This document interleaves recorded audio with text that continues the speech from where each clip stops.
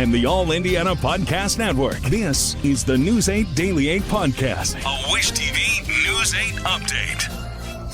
Hello, I'm Jeremy Jenkins, and this is your News 8 Daily 8 Podcast for Thursday, May 29th. We begin on the northwest side, where state police say at least one person is dead after a crash on I-65 South. It happened just before 11 last night on I-65 between the 71st Street exit and I-465. At this time, state police have not released any other information. Online court records show a man charged in an alleged road rage shooting is due in court this afternoon. State police released pictures of the alleged victim's truck with its windows shot out. Images from the truck's dash cam were also released. Authorities say both helped investigators catch the suspect. This happened last Thursday morning on I-465 southbound, just before the exit to I-70. Police say 35-year-old Hector Torres Cabrera fired the gunshots. The man driving the truck was hit in the shoulder, but his injuries were not life-threatening. Investigators say the suspect told them he did not call 911 after the shooting because of his immigration status and fear of deportation. An Indianapolis woman says she was evicted from her home after signing a lease that turned out to be a fake. IT Maid reviewed the document and compared the fake lease to the real one to reveal just how easily this could happen to you. Kyla Russell reports. In November, an Indianapolis mom moved into a Beech Grove home after signing this lease. She toured the home, worked with what she thought was an agent, and paid a deposit. But a few weeks later, someone knocked on the door to tell her she was living there illegally. I was at work and I got a call stating that they bust in the door and they're taking our things. Long before the eviction, she began looking for a place for herself and her kids in late October. She asked not to include her name for safety concerns. I have 4 that's in the household now, and they're, kind of upset. She found an ad for the home online and began working with an agent who said they were part of T&H Realty. T&H is a property management company in Indianapolis. I spoke to their CEO. He says this happens several times a year. Scam artists will grab your photos, and if they're not watermarked, that's a first tip, is watermark all your photos. It does help. They'll take those photos and they'll create their own ads out there somewhere. Typically in places like Craigslist and Facebook marketplaces where we see most fraudulent ads occur. Tallman says the scam artists are typically working from around the world. In this woman's case, she communicated with the fake agent via email and was offered a lease. So I got a copy of her fake lease and a copy of a real T&H lease. You can see here the fake lease claimed the home was owned by T&H, was an official document from the state, and says the deposit can be paid through electronic transfer. Another red flag is if they ask you to Venmo them the first month's rent or the security deposit. Most landlords or property managers are going to have online portals you can use to where you make through a secure portal through your bank account. And the real T&H lease lays out the exact portal to be used. And as far as getting the keys, she was asked to use the self-touring company Rently and was given a code to unlock a lockbox with the key inside. They can use the self-showing services that a lot of property managers use. We've had instances where they've been told to have a call a locksmith and change the locks because they can't meet them at the property because they're out of town. So there's a lot of different ways where your property can be taken by someone who shouldn't be there. When someone is in there and shouldn't be, T&H has a process they follow to move them out, which can lead to eviction. I was illegally evicted in February, and it was traumatizing. That was Kyla Russell reporting. For the second part of the story, tune in tonight to Wish TV at 10 or join us online at wishtv.com. The new leader of the Indianapolis FBI field office says the agency will take a more active role in immigration enforcement. Timothy O'Malley became the new special agent in charge of the city's FBI office on May 20th. He told News 8's government reporter Garrett Bergquist his team will search various databases and intelligence sources to identify who is in the country illegally. We go out and we do an immigration enforcement operation.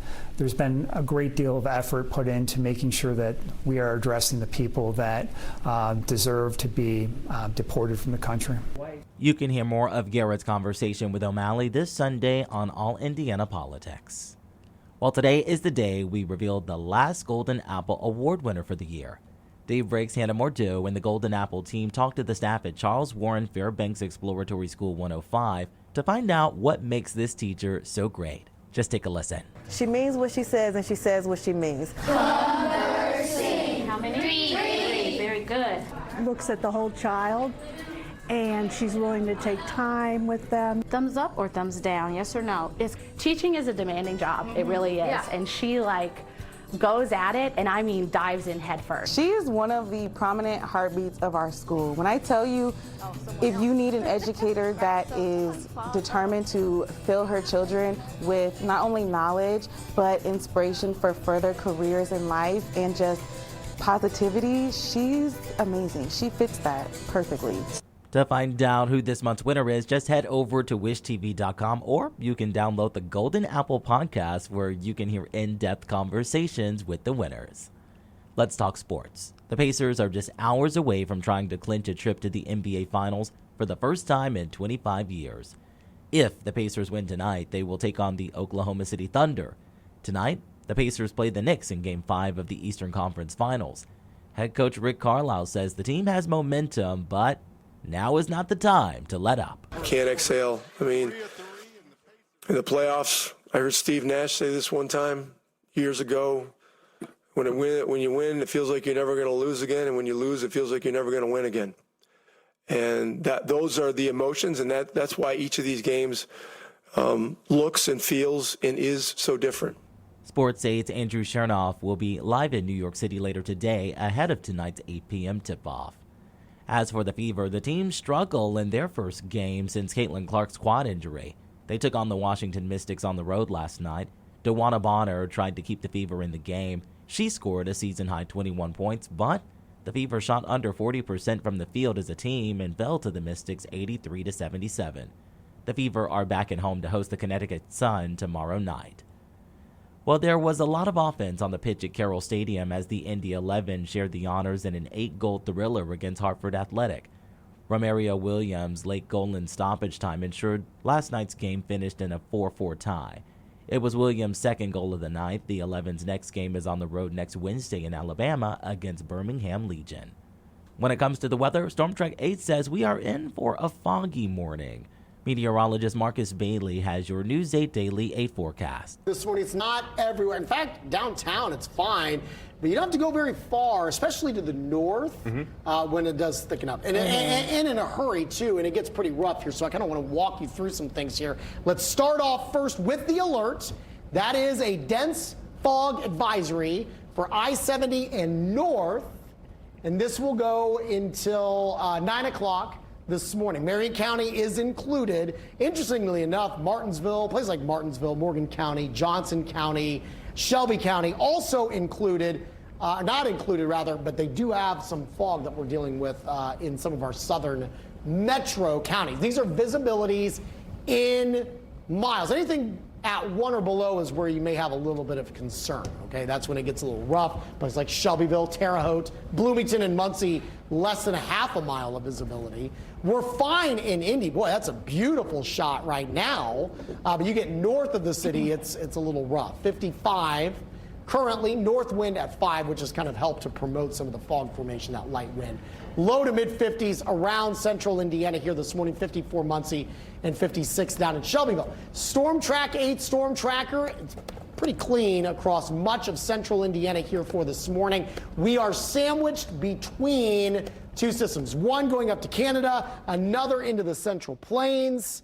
This one will kind of play an impact for us as early as late tonight, much more so for your Friday, which will bring some scattered showers and storms. Once we get the fog out of here, which I think only hangs around for another couple of hours or so, really should be a nice day. Partly cloudy and highs into the mid-70s. So a nice warm-up on the way, just the beginning of some summer heat starting to build. We got to get through some Friday rain first, though. We'll time that out in my Storm Track 8 forecast coming up in just a few minutes. To get a peek at Marcus Bailey's full forecast, just head over to wishtv.com, or you can download the Wish TV Storm Track 8 app. And don't forget to check out our Storm Track 8 weather blogs.